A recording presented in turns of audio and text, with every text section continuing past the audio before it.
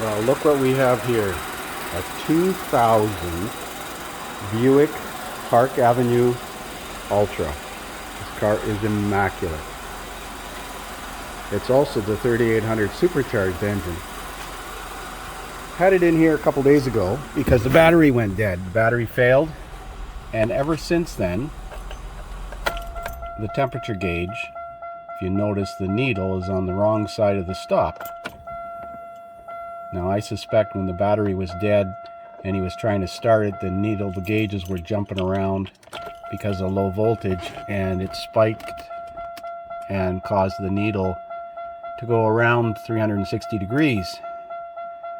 Now, it's a balanced coil gauge, so it should be resting on the stop like the other ones are, but it's not.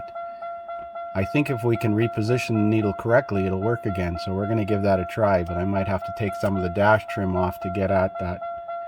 So let's go ahead. So you need to remove this piece of dash trim.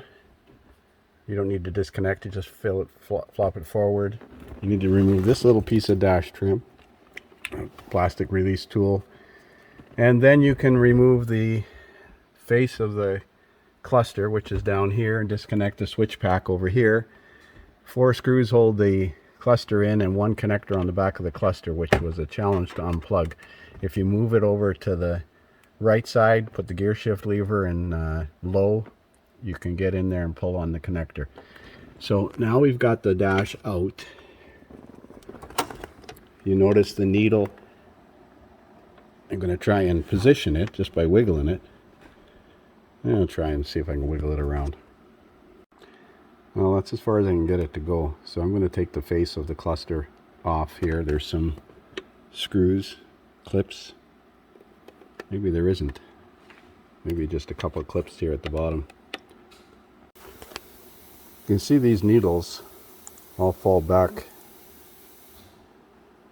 to the stopper here. This one, I've turned it all the way around, but it doesn't want to stay there.